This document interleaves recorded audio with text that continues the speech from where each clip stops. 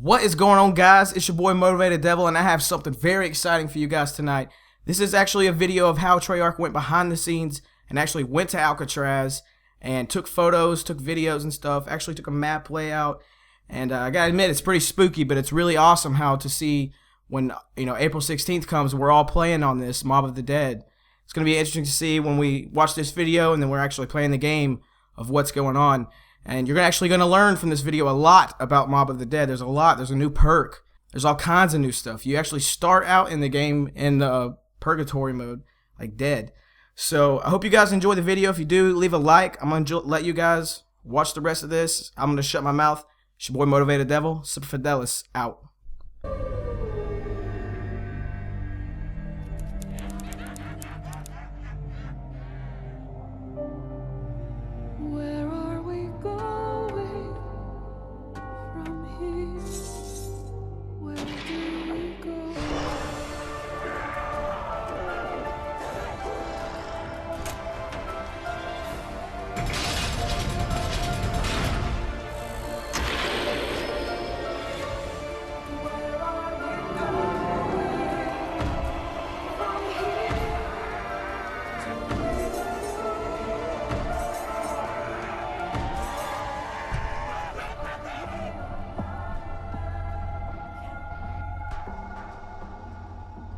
It was a challenge to try and capture something as iconic as Alcatraz. You know about this. This is arguably the most famous prison in the world, and now you're in it. Just the space, the physicality of it, because it's quite claustrophobic. When modern-day prisons are designed, they really consider not intimidating people or making the spaces, as least stressful as possible. Well, Alcatraz didn't suffer from those restrictions. They did the research, they went out, studied Alcatraz, not just from books or internet. They were actually there to feel the environment, so it really sets a mood that gets you a little spooked. Well, we kind of started with the base layout of Alcatraz. The entire island we ended up roughing out in kind of a white box form, and then figuring out what play spaces we wanted to use out of that, what would be the most interesting areas to play in, and the connections between spaces, and spaces that the public doesn't necessarily get to go into. We really did a lot of pushing to really enhance that psychological horror aspect that we're really looking for. And this is a really good opportunity to really tell something special. Like I got stuck right through the gates to hell! This time around, I feel like it's been identified that there are these side missions that you're going to go out and try to accomplish. Al and the rest of the groups put together this escape plan, but the point is to get the parts and assemble this plane so they can get off the island. We did something new for the first time. We have actually contextual music that goes off. So that's a first for zombies. And it's all based around this horror thriller aspect. Every location will have a specific stinger that you hear when you find it, when you discover it, when you start unraveling the story. We start building on the music that you're hearing, and it's really enhancing that experience and going along with it in parallel.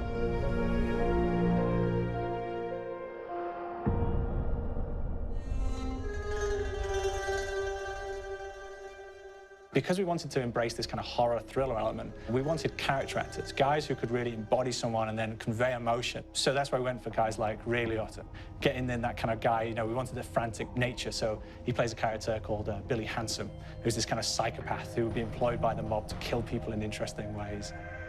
Chaz Palminteri, he plays a guy called Sal DeLuca, an old mob boss. Michael Madsen playing Finn O'Leary. He's kind of worked himself from the floor, from the streets. He's got his hands dirty and the blood and the guts a couple of times. And then we had Joe Pantoliano, and he plays Arthur Arlington, who's nicknamed the Weasel. Those guys, they bring a quality and a subtlety and timing that you can't really identify or try to recreate. Bring it on! Dirtbags!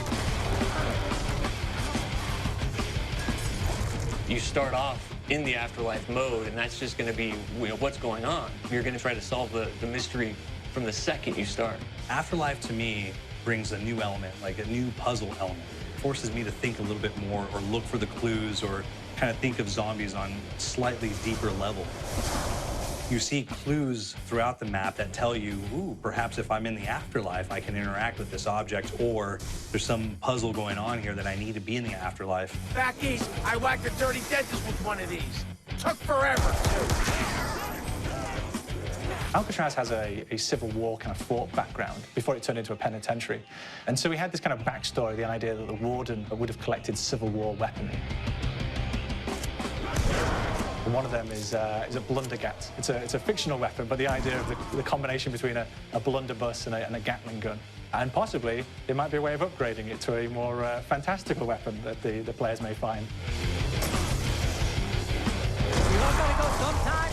You just went now. There's one main zombie, one big zombie that's going to come through and wreak havoc on your life. He'll lock down the perk machine, he'll close down the box, so you have to pay to get that open again. So you don't want him to interfere with your process. Now's a good time to pick a fight. It's a fun challenge. It keeps things moving forward. In terms of perks, we have a new perk called Electric Cherry. When you reload, it gives a shock around, which scales over time. I was asking for it, please, ball. There's so much to experience in this map. Every time I play it, there's a new tactic to take, a new experience, a new objective to go for. But there's also this layer of things that we aren't exactly exposing to the players right off the bat and will need to be discovered. Don't let me go. Is it the calling we hear? We've got the undead in there, we've got these historical elements, and these fantastic actors all seem to be with peace with each other in this kind of same world. So it's magical, and our team is incredibly excited by it. Is it the calling?